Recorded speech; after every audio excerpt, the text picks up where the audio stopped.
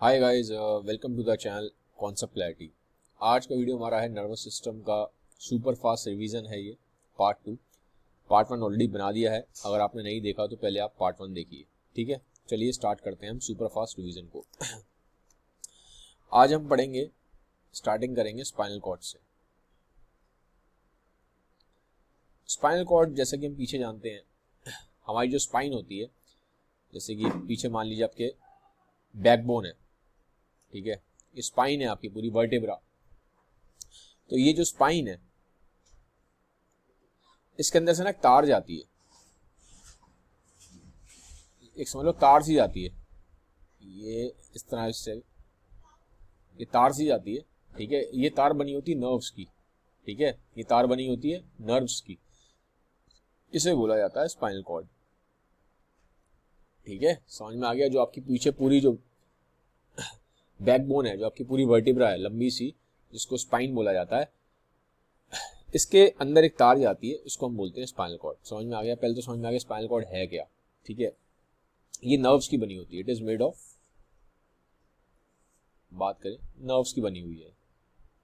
Nerves क्या होती हैं सब हमने पार्ट 1 में देख लिया है सुपर फास्ट रिवीजन सीरीज के, तो यहाँ रिपीट नहीं करूंगा। अब एक डिफरेंस होता है, ये बहुत इंपॉर्टेंट डिफरेंस है, ये बार बार पूछा गया है कि ब्रेन में और स्पाइनल कॉर्ड में जो अरेंजमेंट है, अरेंजमेंट न्यूरॉन्स का, वो किस तरीके से होता है। तो अरेंजमेंट ऑफ न्यूरॉन्स इंपॉर्टेंट है, क्योंकि आपके आईसीएससी में ये चीज़ कई बार पूछी गई है, अरेंजमेंट ऑफ न्यूरॉन्स। अब देखो, पहले तो देख लो ब्रेन के बारे में। ब्रेन के बारे में मैंने आपको बताया था, तो कलर चेंज करते हैं यार। ठीक है, ब्रेन में किस तरह से था, देखो दो मैटर होते हैं, एक होता है ग्रे मैटर, की हम पढ़ के आए हैं, एक होता है वाइट मैटर। ठीक है, अब एक ले लेते हैं यहाँ पे, कलर चेंज करते हैं स्पाइन का। ठीक है, इसमें भी फिर हम ऐसे ही ले लेते हैं ग्रे और वाइट। ब्रेन में जो ग्रे मैटर था वो बाहर की साइड था, और जो वाइट मैटर था वो अंदर की साइड था। ठीक है, कुछ इस तरीके से पड़ा हुआ था कि, ठीक है, ये ग्रे मैटर है, ये वाला हिस्सा जो होता है ये पूरा ग्रे मैटर होता है, और ये वाला जो हिस्सा होता है एक्सॉन वाला, ये वाइट मैटर होता है, ये ग्रे होता है। तो ब्रेन में तो अरेंजमेंट इस तरीके से थी। ठीक है, बट स्पाइन में अरेंजमेंट ऐसे नहीं है, स्पाइन में अरेंजमेंट थोड़ी सी अलग है, उल्टा है। अगर आपको ये याद हो गया है, ब्रेन का याद रखो, तो उसका उल्टा कर दो बस। इसमें ग्रे मैटर अंदर की साइड है, इनर साइड है, और वाइट मैटर आउटसाइड है। तो यानी किस तरीके से है, हम ऐसे समझ सकते हैं कि जो आउटर है वो आपका एक्सॉन से बना हुआ है पूरा। ठीक है, और ये वाला जो है सेल बॉडी जो है उसकी, वो अंदर की साइड है। ठीक है, तो वाइट मैटर बाहर की साइड है, ये पूरा वाइट मैटर जो है एक्सॉन वाला, ये बाहर की साइड है, और जो ग्रे मैटर है वो अंदर की साइड है। तो इसके उल्टा है। तो इस पर क्वेश्चंस कई बार आए हुए हैं कि अरेंजमेंट ऑफ न्यूरॉन्स कैसे है ब्रेन में और स्पाइन में। ब्रेन और स्पाइन में जो अरेंजमेंट ऑफ न्यूरॉन्स है वो उल्टा है। ठीक है, स्पाइन में ग्रे मैटर बाहर की साइड होता है और जो वाइट मैटर है वो ग्रे मैटर स्पाइन में अंदर की साइड है, और वाइट मैटर स्पाइन में बाहर की साइड है। ब्रेन का उल्टा है। ठीक है, तो अगर आपको ये याद हो गया, एक याद कर लो आप, इसमें से कोई भी जो आपको अच्छा लगता है, इसमें से कोई भी एक याद कर लो। ठीक है, ब्रेन थोड़ा याद करना इजी है, तो ब्रेन को याद कर लो, स्पाइन में उसको उल्टा कर देना, और कुछ नहीं है। ठीक है, तो अब क्या आता है इसमें, ये हो गया आपका फंक्शंस, ये इंपॉर्टेंट है, फंक्शंस पे आ जाते हैं। Functions of spinal cord, functions of spinal cord देख लेते हैं। पहला तो रिफ्लेक्सेस, जितने भी रिफ्लेक्सेस हैं बिलो द नेक, नेक के नीचे रिफ्लेक्सेस हैं, उसमें काम करता है। रिफ्लेक्सेस क्या होते हैं थोड़ा सा जान लेते हैं, क्योंकि ये वर्ड बार बार रिपीट होता है। रिफ्लेक्सेस का मतलब होता है इनवॉलेंट्री एक्शन। ठीक है, इनवॉलेंट्री एक्शन जो होते हैं एक तरीके से रिफ्लेक्सेस हैं, जो आपके कंट्रोल में नहीं है। अब जरूरत क्यों पड़ गई है इन रिफ्लेक्सेस की, जैसे कि मान लीजिए ये मेरा हाथ है, अभी मेरे हाथ पे कोई एकदम से बहुत हैवी करंट की तार लगा दे। ठीक है, तो अब मेरे पास इतना टाइम नहीं है कि मैं बैठ के सोचूं कि मुझे हाथ हटाना है कि नहीं हटाना। रिफ्लेक्सेस का मतलब है एकदम झटके, क्विक होता है, बहुत सडन और क्विक मूवमेंट है वो। उसमें सोचने का टाइम नहीं होता, ठीक है। तो ब्रेन तक पहुंचने का टाइम नहीं है पहले, क्योंकि ब्रेन की पहले तार लगेगी करंट की। आप वेब कैम में देख लीजिए सामने कैमरे में कि यहाँ पे करंट की तार लगी है, तो अब इतना टाइम तो नहीं है कि पहले ब्रेन जाएगा सोचेगा कि करंट की तार है फिर हम हटाएंगे। इतनी देर में तो हो सकता है आदमी की डेथ ही हो जाए। तो बहुत क्विक रिस्पॉन्स चाहिए। हम चाहते नहीं है कि ब्रेन का इन्वॉल्वमेंट हो, कोई सोचने समझने की जरूरत नहीं है। तो होता क्या है, यहाँ से नर्व जाएगी स्पाइन की तरफ, स्पाइन से फटाफट वापस आ जाएगा, क्विक रिएक्शन आएगा कि हटाओ हाथ, ठीक है। तो जहाँ पे हमें सोचना समझना ना पड़े, जहाँ पे हमें प्लानिंग की जरूरत नहीं है, जहाँ हमें ब्रेन के इन्वॉल्वमेंट की जरूरत नहीं है, वहाँ सिर्फ स्पाइन काम करती है और बहुत ही क्विक और फास्ट रिएक्शन होता है। इसको हम बोलते हैं रिफ्लेक्सेस। क्योंकि जैसा कि मैंने बोला, आपका पैर मान लीजिए सांप पे पड़ जाए, तो आप बैठ के थोड़ा सोचते रहोगे बैठ के कि सांप पे पैर पड़ गया, अब मैं पैर हटाऊं कि नहीं हटाऊं, एनालिसिस तो करोगे नहीं। क्विक रिएक्शन चाहिए, बहुत फास्ट, फटाफट आपको पैर हटाना है वहां से, नहीं तो सांप काट लेगा, डेथ हो जाएगी आपकी।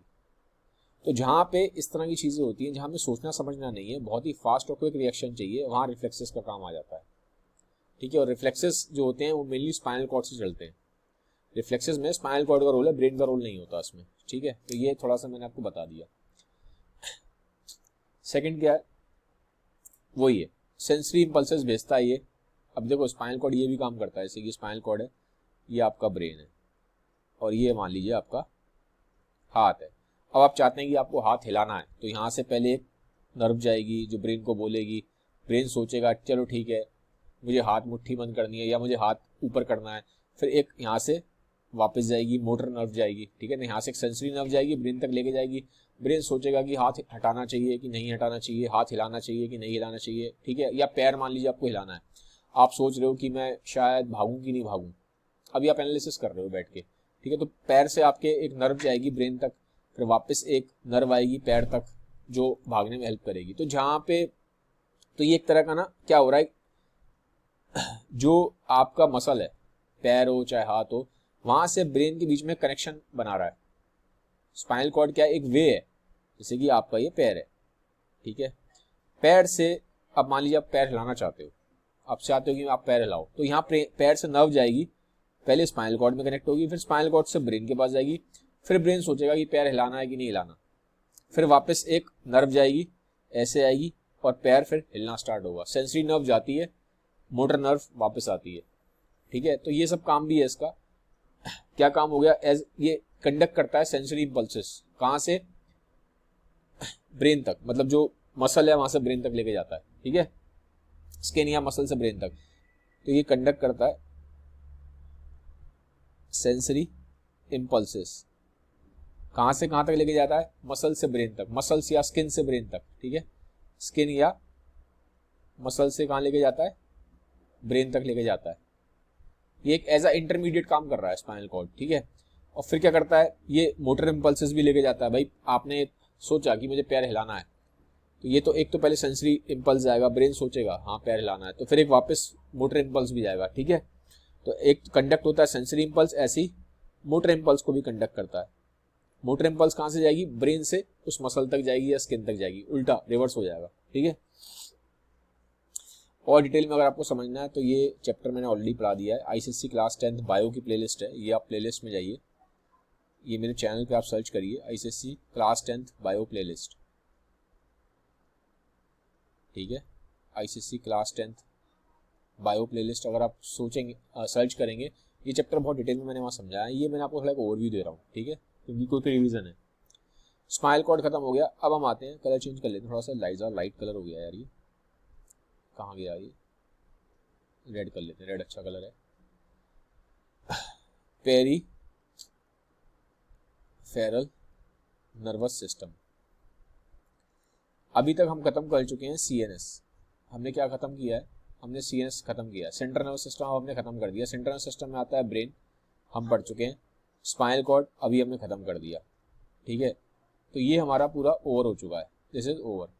अब हम पढ़ रहे हैं पेरिफेरल नर्वस सिस्टम। इसमें दो सिस्टम आते हैं, एक आता है आपका सोमैटिक नर्वस सिस्टम, ठीक है, और एक आता है आपका ऑटोनॉमस, ठीक है, स्पेलिंग आई होप सही है ऑटोनॉमस की।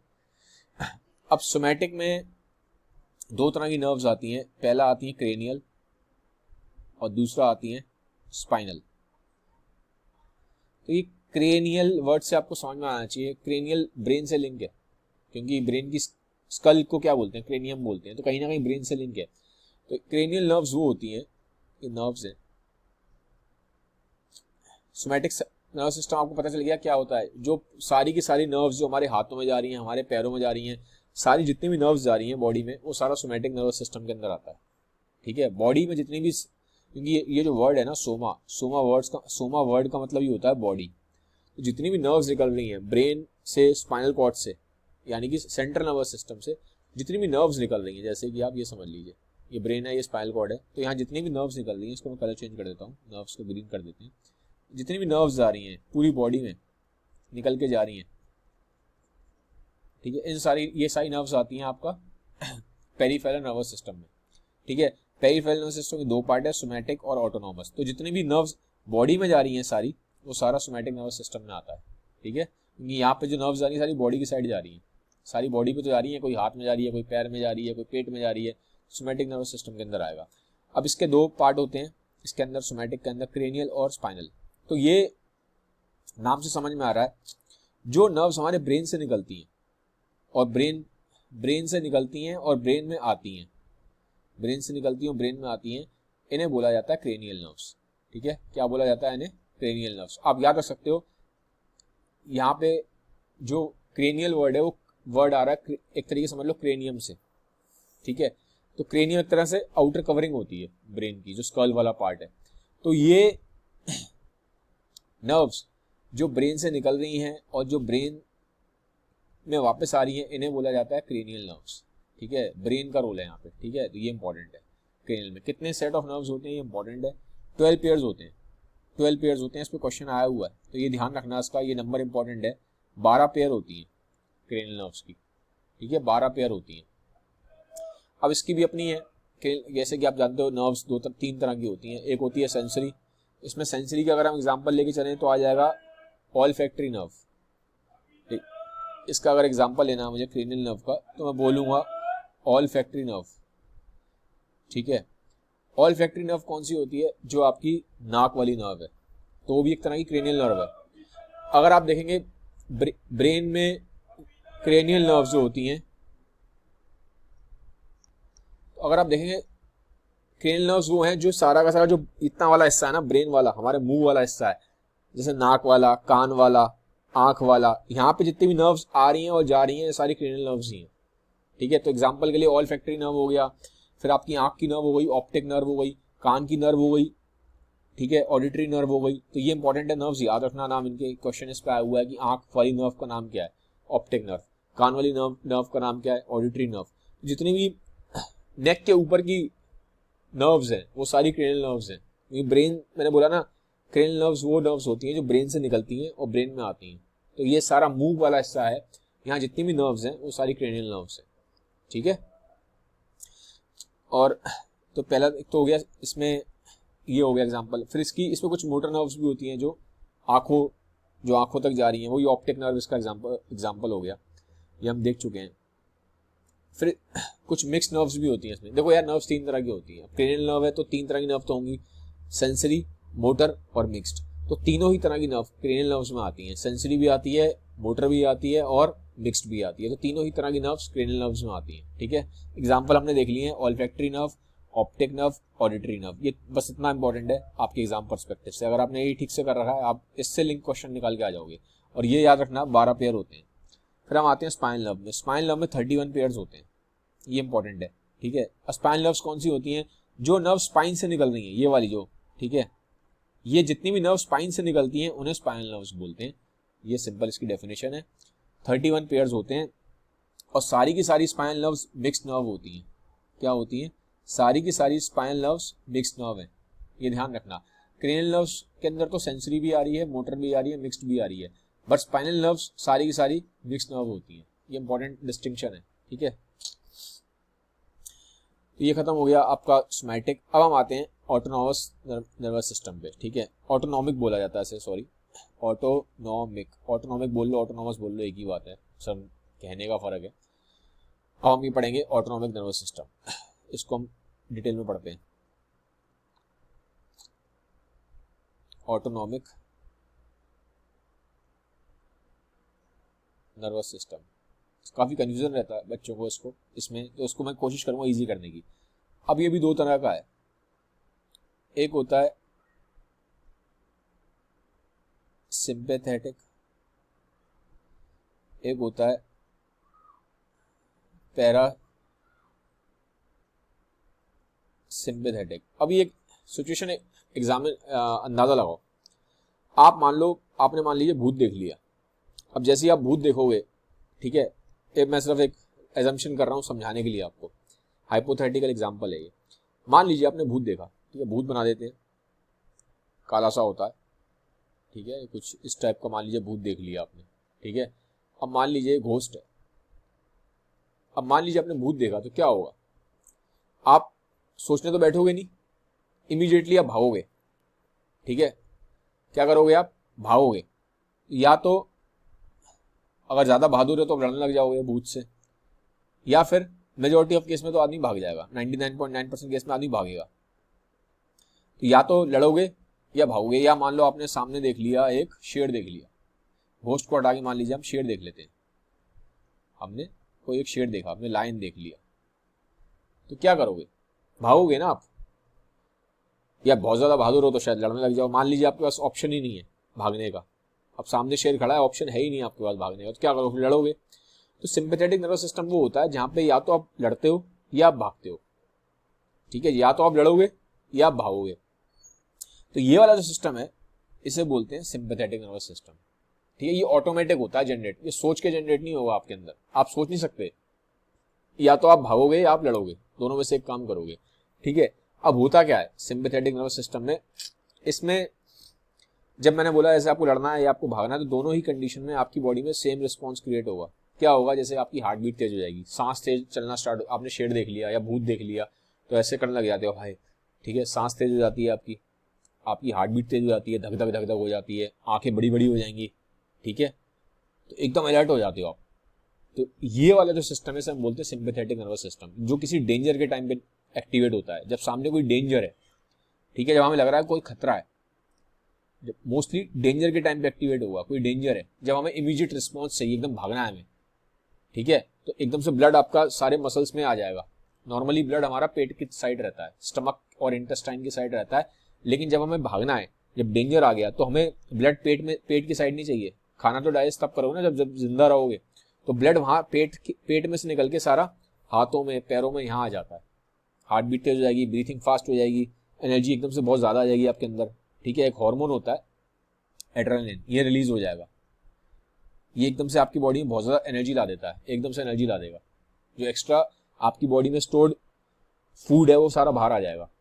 फूड किस फॉर्म में स्टोर होता है, ग्लूकोज के फॉर्म में, तो जितना भी ग्लूकोज आपकी बॉडी में सारा बाहर निकलना स्टार्ट हो जाएगा। लिवर में स्टोर होता है तो लिवर में से सारा ग्लूकोज बाहर निकलना स्टार्ट हो जाएगा, क्योंकि अब आपको एक्स्ट्रा एनर्जी चाहिए, आपको भागना है या लड़ना है तो एनर्जी ज्यादा चाहिए, ठीक है। तो ये है सिंपैथेटिक नर्वस सिस्टम। अब इसका एक उल्टा होता है, रेस्ट और डाइजेस्ट। ये क्या है, आप आराम से बैठे हो, आपकी फेवरेट मूवी है, आराम से बैठ के आप मूवी देख रहे हो, ठीक है, आराम से पॉपकॉर्न वॉपकॉर्न खा रहे हो, आराम से बैठे हुए कमरे में मूवी देख रहे हो, तो इस टाइम पे तो कोई घबराहट वाली बात नहीं है, कोई डेंजर नहीं है, काम एकदम है, बिल्कुल रिलैक्स हो आप, ठीक है। या कहीं मान लो बीच पे बैठे हो या कहीं आप गार्डन में बैठे हो तो एकदम खुश हो, आप गाने वाने सुन रहे हो, इस टाइम पे आपकी बॉडी में ये वाला सिस्टम एक्टिवेट है, ठीक है, पैरासिम्पैथेटिक, इसको रेस्ट और डाइजेस्ट भी बोला जाता है, रेस्ट और डाइजेस्ट सिस्टम, ठीक है। तो इसमें क्या होगा, हार्ट बीट स्लो हो जाती है, क्योंकि कोई जल्दबाजी की जरूरत नहीं है, हमें कोई इमरजेंसी नहीं आ रही है। तो ये वाला तो इमरजेंसी वाला सिस्टम था, डेंजर वाला, बट ये नॉर्मल वाला है। नॉर्मल कंडीशन में हमारा ये एक्टिवेट रहता है, ज्यादातर हम इसी स्टेट में होते हैं, नॉर्मल स्टेट में।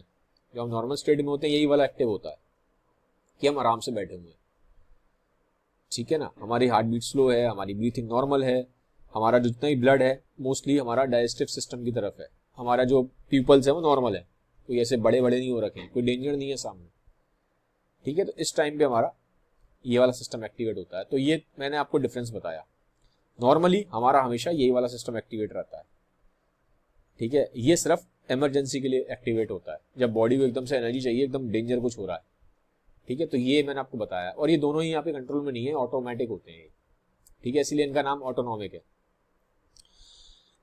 और क्या है इसमें इंपॉर्टेंट देख लेते हैं।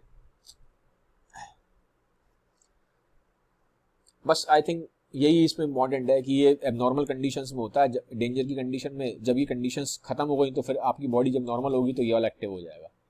ठीक है, तो ये सिंपल है, इसमें और मुझे लगता नहीं कुछ बहुत ज़्यादा इसमें कुछ इंपॉर्टेंट है। एक बार हम पूरा चार्ट देख लेते हैं जो हमने अभी पढ़ा है, ठीक है, नर्वस सिस्टम का, ताकि आपको थोड़ा समझ में आए कि हम कहाँ चल रहे हैं और हमने क्या कर लिया। ठीक है, जिससे आपको काफ़ी बेनिफिट मिल जाएगा। इसको हमने पहले डिवाइड किया था इसको 2 हिस्सों में, ताकि आपके लिए कंफ्यूजन थी। सेंट्रल नर्वस सिस्टम के हमने 2 हिस्से बनाए थे। एक हमने बनाया था इसका ब्रेन, और एक हमने इसका बनाया था, इधर बना लेते हैं, स्पाइनल कॉर्ड। ठीक है, ये हम पढ़ के आ चुके हैं। ब्रेन में मेन क्या था हमारा, अगर हम देखें तो सेरिब्रम, सेरिबेलम, मेडुला ऑब्लोंगेटा। ठीक है, ये था। स्पाइनल कॉर्ड की अगर मैं बात करूं तो ये सारा मेनली रिफ्लेक्स वगैरह ये सब कंट्रोल करता है, रिफ्लेक्स का काम स्पाइनल कॉर्ड का है। ठीक है, तो ये वाला है। ठीक है, और इम्पल्स वगैरह कैरी करने का काम है इसका, कैरी इम्पल्स। ठीक है, तो ये आपका हो गया सीएनएस। सीएनएस में 2 चीजें हैं, ब्रेन और स्पाइनल कॉर्ड। अब आ जाते हैं पीएनएस पे, पेरिफेरल नर्वस सिस्टम। इसमें 2 हैं, फिर आगे फर्दर 2 में डिवाइडेड है ये, सोमैटिक और ऑटोनॉमिक। ठीक है, सोमैटिक में क्या आ जाता है आपका, क्रेनियल और स्पाइनल नर्व्स। ठीक है, इसके याद रखना 12 पेयर हैं, इसके 31 पेयर्स हैं। ठीक है, ऑटोनॉमिक में क्या है, सिंपैथेटिक या फिर पैरासिम्पैथेटिक, ये मैंने बता दिया। ये इमरजेंसी के टाइम पे एक्टिवेट होता है, ये नॉर्मल कंडीशन में रहता है पैरासिम्पैथेटिक। तो आई थिंक इतना ही है मेन आपका, इसमें आपका पूरा ये नर्वस सिस्टम कवर हो रहा है। ठीक है, तो ये यहाँ खत्म होता है। एक बात ध्यान रखना, जैसे कि नर्वस सिस्टम ये जो ऑटोनॉमिक वाला है जो भी हम पढ़ के आए हैं, ये फियर से, बहुत ज़्यादा टेंशन से और बहुत ज़्यादा इमोशन, ये जो ऑटोनॉमिक नर्वस सिस्टम है ना, जो भी मैंने भी पढ़ाया आपको, सिंपैथेटिक, ठीक है, नर्वस सिस्टम, एनएस लिख दिया, मतलब नर्वस सिस्टम। इसमें अभी जो सिंपैथेटिक पैरासिम्पैथेटिक पढ़ के आए हैं, इसमें ये ना हमारे इमोशन से बहुत ज़्यादा चेंज होता है, मॉड्यूलेट होता है। जैसे कि अगर आप बहुत ज़्यादा स्ट्रेस में रहते हो, अगर आप बहुत ज़्यादा हमेशा गुस्से में रहते हो, या अगर आप हमेशा बहुत ज़्यादा एक्सेस वरी करते हो, तो इससे ऑब्वियसली इस पर बहुत ज़्यादा इम्पैक्ट पड़ता है। और लंबे टाइम तक अगर आप स्ट्रेस में रहोगे तो आपको बीमारियां होने के चांसेस बढ़ जाते हैं, क्योंकि कहीं ना कहीं आपका जो ऑटोनॉमिक नर्वस सिस्टम है ये स्ट्रेस से और इन चीज़ों से इम्पैक्टेड रहता है। फिर ज़्यादा लंबे टाइम तक आप स्ट्रेस में रहोगे, आपका बीपी बढ़ जाएगा, ब्लड प्रेशर बढ़ेगा, आप पेट आपका खराब रहेगा, अल्सर बन सकते हैं। ठीक है, अल्सर मतलब पेट में छाले होते हैं उस टाइप से। ठीक है, ये ज़्यादा अगर विद टाइम अगर बढ़ते जाएँ, कुछ केसेस में कैंसर भी बन जाता है। ठीक है, कुछ केसेस में, सारे केसेस में नहीं। तो ये थोड़ा सा हमें ध्यान रखने की जरूरत है कि हमें अपने इमोशंस पे थोड़ा सा कंट्रोल होना चाहिए। हमें बहुत ज़्यादा स्ट्रेस लेना नहीं चाहिए। जैसे बच्चे बहुत ज़्यादा स्ट्रेस लेते हैं आजकल, इतना स्ट्रेस लेने की आपको जरूरत नहीं है। थोड़ा आप रिलैक्स रहो, काम रहो। इसके लिए डीप ब्रीथिंग वगैरह कर सकते हो विद टाइम में। आपको थोड़ा सा, मैंने ऑलरेडी वीडियो बनाया, आप देख लीजिएगा डीप ब्रीथिंग पे, और मैं आपको बता दूंगा कि हम स्ट्रेस को हम कैसे कम कर सकते हैं, कैसे हम स्ट्रेस को कंट्रोल कर सकते हैं। ठीक है, फिर हम आते हैं यहाँ पे अब रिफ्लेक्सेस के ऊपर। ठीक है, रिफ्लेक्सेस क्या है, हमारे इनवॉलंटरी एक्शंस है। ये चीज़ मैं आपको बता चुका हूँ। जैसे कि अगर मान लीजिए हमें करंट लग जाता है, ठीक है, तो अब हमारे पास इतना टाइम नहीं है, करंट लग रहा है हमको, बहुत तेज करंट लगा, हमने कोई प्रेस छू ली, मान लीजिए बहुत गरम प्रेस है, जैसे कि यहाँ पे ले लीजिए, ये मान लीजिए प्रेस है और यहाँ पे आपका हाथ है ये। ठीक है, अब आप बहुत गर्म प्रेस है, इट इज़ वेरी हॉट। अब इस गर्म प्रेस को आपका, ये आपका हैंड है, अब आप छू रहे हो, तो इतना टाइम नहीं है कि आप पहले सोचोगे कि प्रेस है, गर्म है, हाथ हटाऊं। इमीडिएटली आपको हाथ हटाना पड़ेगा, नहीं तो आपका हाथ जल जाएगा, गर्म हो जाएगा, बहुत सीवियर एक्सीडेंट भी हो सकता है इस केस में। ठीक है, तो हमें इमीडिएटली रिस्पॉन्स चाहिए। तो जहाँ पे हमें बहुत इमीडिएट रिस्पॉन्स चाहिए, जहाँ हमें सोचना नहीं है, जहाँ ब्रेन का इन्वॉल्वमेंट नहीं है, तो यहाँ ये सारे रिफ्लेक्सेस किससे होते हैं, ये मैं आपको पहले बताया था, स्पाइनल कॉर्ड से होते हैं। ब्रेन का इन्वॉल्वमेंट नहीं होता उसमें, ठीक है, इसमें ब्रेन का इन्वॉल्वमेंट नहीं है, इतना टाइम ही नहीं है कि बैठ के ब्रेन सोचेगा, फटाफट इमीडिएट रिस्पॉन्स मिलता है, ठीक है, तो ये इंपॉर्टेंट है। बाकी रिफ्लेक्सेस मैंने बताया इनवॉलंटरी एक्शंस हैं। इसमें और इम्पॉर्टेंट है आपका एग्जाम्पल इसका हम दे सकते हैं, जैसे कि आप यहाँ पे हाथ हटा लोगे, इमीडिएटली आप हाथ हटाते हो, या जैसे अगर आपको ठंड लग रही है तो इमीडिएटली आप कप कपाना स्टार्ट कर देते हो, सोचते नहीं हो पहले कि ठंड है तो मैं कप कपाऊं, वो ऑटोमेटिक हो रहा है, इनवॉलंटरी है, आपके कंट्रोल में नहीं है। तो कप कपाना, शिवर करना, एकदम से हाथ हटा लेना, ठीक है, ये सब रिफ्लेक्सेस है, जहाँ सोचने का टाइम है नहीं हमारे पास। रिफ्लेक्सेस स्पाइनल कॉर्ड से जनरेट होते हैं, ये ध्यान रखिएगा, ठीक है।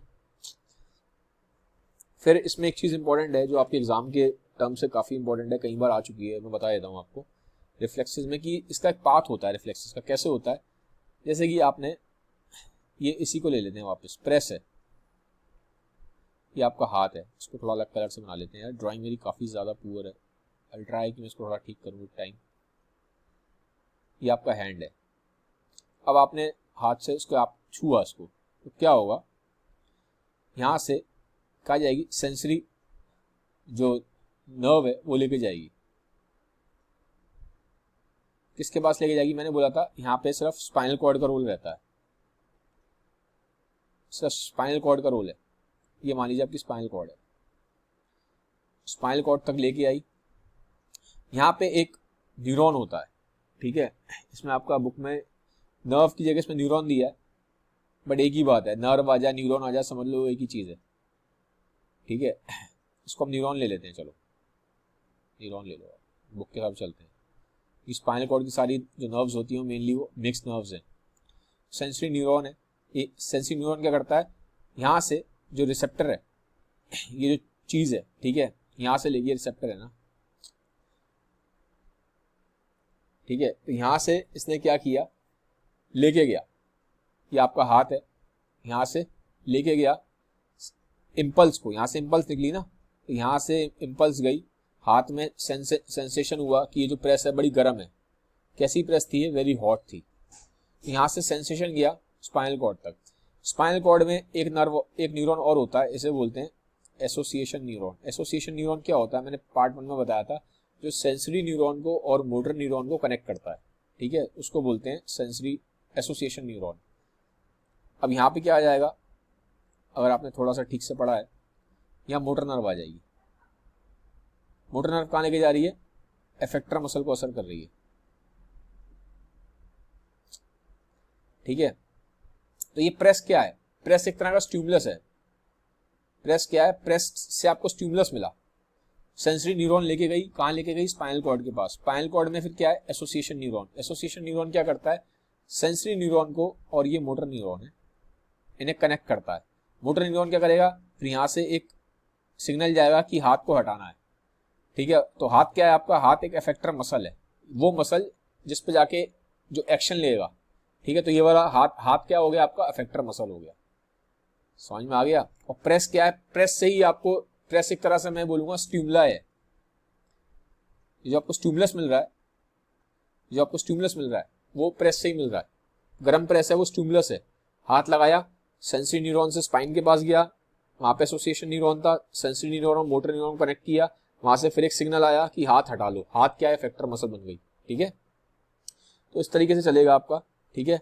ये जो एक्चुअल में जो रिसेप्टर्स होते हैं ना, ये तो स्टिमुलस है प्रेस आपका, जो रिसेप्टर होते हैं आपके स्किन में होते हैं, ये जो आपकी स्किन है ना हाथ की स्किन में आपके रिसेप्टर होते हैं। अगर रिसेप्टर अगर पूछा है आपसे, क्वेश्चन पूछा था रिसेप्टर कहाँ है, आपने प्रेस को हाथ लगाया तो रिसेप्टर कहाँ है, रिसेप्टर आपके स्किन में है।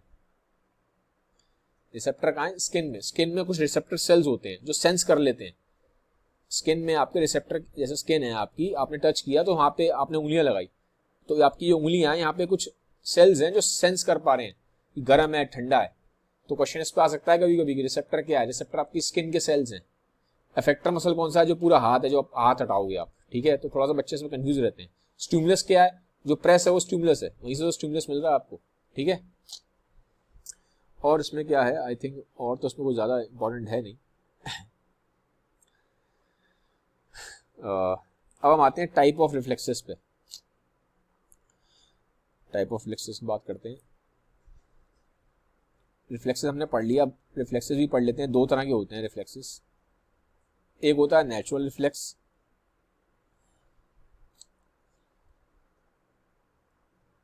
और एक होता है कंडीशनड रिफ्लेक्स। क्या है ये? यार ये बहुत सिंपल है। नेचुरल रिफ्लेक्स होता है जैसे कि आपकी आंख में कोई तेज रोशनी मारेगा तो एकदम से आंख बंद कर लोगे आप, तो नेचुरल है, आपने बाय बर्थ है, वो बच्चे में भी होता है, सीखा नहीं है आपने, ये आपके अंदर बाय बर्थ है, जो बाय बर्थ ही है। कुछ खाना आपके मान ले अंदर अटक जाता है तो आप क्या करते हो, खांसते हो, तो कफिंग क्या है? कफिंग भी एक नेचुरल रिफ्लेक्स है। इसकी एग्जांपल अगर हम लेके चलें, कफिंग है, छींकना, छींकना भी एक रिफ्लेक्स है, कफ करना भी रिफ्लेक्स है, ये सारे रिफ्लेक्सेस हैं, नेचुरल है, आप सीखते नहीं हो उन्हें। आंखों में अगर आपकी एकदम से कोई तेज रोशनी डालेगा आंखें बंद हो जाती हैं, ये सब क्या है? ब्लिंकिंग ऑफ आई, ये सब क्या है? ये सब नेचुरल रिफ्लेक्सेस हैं, आप सीख के नहीं, ये चीजें सीखते नहीं हो आप लाइफ में, बाय बर्थ हैं, आपके अंदर हैं पहले से, ठीक है। कंडीशनड क्या होते हैं? कंडीशन होते हैं जो आप सीखते हो, विच यू लर्न। जैसे कि पहली चीज तो ये रिफ्लेक्सेस होते हैं इसमें हमें सोचना नहीं पड़ता। रिफ्लेक्सेस वो चीजें जो इनवॉलेंट्री एक्शंस हैं जिसमें हम सोचते नहीं है, ये ध्यान रखना है, सोचना नहीं है तभी तो रिफ्लेक्स है। रिफ्लेक्स का मतलब है इनवॉलेंट्री, हम सोचते नहीं है, ऑटोमेटिक होता रहता है वो, ठीक है। तो कुछ तो हुआ नेचुरल जो मैंने आपको बताया। फिर होते हैं कुछ कंडीशनड। नेचुरल हैं जो बाय बर्थ प्रेजेंट है, जिसके एग्जांपल मैंने आपको दिए, कफिंग हो गया, ब्लिंकिंग ऑफ आई हो गया, तो ये सब क्या है? नेचुरल रिफ्लेक्सेस हैं, आप सीखते नहीं हो, बाय बर्थ ही है आपके अंदर, वो बच्चे में भी होते हैं। कंडीशनड वो हैं जो आप सीखते हो। अब एग्जांपल लेंगे, जैसे कि मान लीजिए आप कार चलाना सीखते हो, ठीक है, तो शुरू में आप बड़ा ध्यान देते हो कि कौन सा गियर है, कौन सा एक्सीलेटर है, कौन सा क्लच है, ठीक है, तो ये सब का ध्यान रखना पड़ता है। बट एक टाइम ऐसा आ जाता है जब आप कार चलाना सीख जाते हो तो आप कुछ ध्यान थोड़ा रखते हो, ऑटोमेटिक चलता है वो। तो ये क्या हुआ? ये रिफ्लेक्सेस हैं, लेकिन वो कंडीशन है, आपने सीखा कार चलाना, ठीक है। जैसे अगर आप एक्टिवा सीखते हो, ठीक है, या बाइक सीखते हो सकता है अभी आप छोटे हो, अभी आपको कार वार चलानी ना आती हो, जैसे आपको टू व्हीलर चलाना आता है, बाइक चलाना जानते हो आप, या आप एक्टिवा चलाते हो, तो शुरू शुरू में आप बड़ा ध्यान से देते हो कि कहाँ एक्सीलेटर जा रहा है, कहाँ ब्रेक लगानी है। बट आपको 15 दिन बाद, 20 दिन बाद आप सीख जाते हो। फिर आप सोचते थोड़ा ना बैठ के कि सामने कोई आ रहा है तो सोचूंगा कि मैं ब्रेक लगानी है, वो ऑटोमेटिक पैर चला जाता है ब्रेक पे, ऑटोमेटिक हाथ ब्रेक पे चला जाता है, तो आप सीख चुके हो। अब आप सोच के ही चलाते हैं गाड़ी कि एक्सीलेटर देना है कि ब्रेक देना है, वो ऑटोमेटिक हो रहा है, ठीक है। तो ये कोई अब नई चीज सीखते हो आप, शुरू में टाइम लगता है बट बाद में वो सब ऑटोमेटिक हो जाता है, कंडीशनड हो जाता है। ऐसी जब आप कोई गिटार सीखते हो बजाना, या पियानो सीखते हो, कोई म्यूजिकल इंस्ट्रूमेंट सीखते हो, एक टाइम बाद आप देखोगे जो एक्सपर्ट्स होते हैं उनके हाथ अपने आप चलते हैं, कंडीशनड हो गए रिफ्लेक्सेस, ठीक है। तो ये है कंडीशन रिफ्लेक्स। तो मैंने इसका एग्जांपल आपको दे दिया यहाँ पे।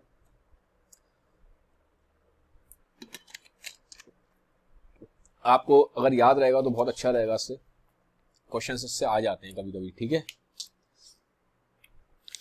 आई होप इतना। हाँ, ये चीज आपको इंपॉर्टेंट है, एक पाथवे है, मैं आपको बता देता हूँ, वो पाथवे जरूर याद रखना, पेपर के लिए आपके बहुत इंपॉर्टेंट पाथवे एग्जाम पर्सपेक्टिव से, ठीक है।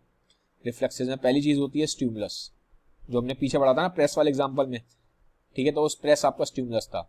फिर होता है रिसेप्टर, स्किन में होते हैं रिसेप्टर, ठीक है, पेन का, गर्मी लग रही है, ठंड लग रही है, सब रिसेप्टर्स होते हैं स्किन में, ठीक है। फिर होता है आपका सेंसरी नर्व, ठीक है, सेंसरी न्यूरॉन, एक्चुअल में न्यूरॉन दिया है,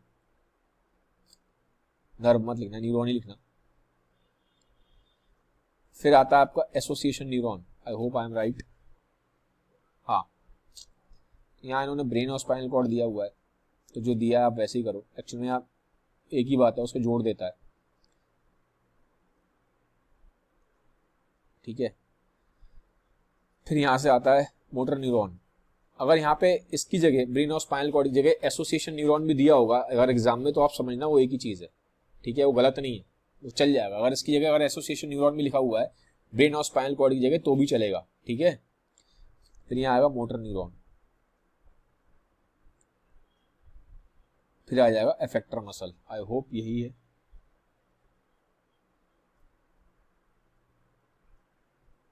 ठीक है। और फाइनली क्या होगा, आप हाथ उठाते हो या जो भी आप करते हो वो रिस्पॉन्स।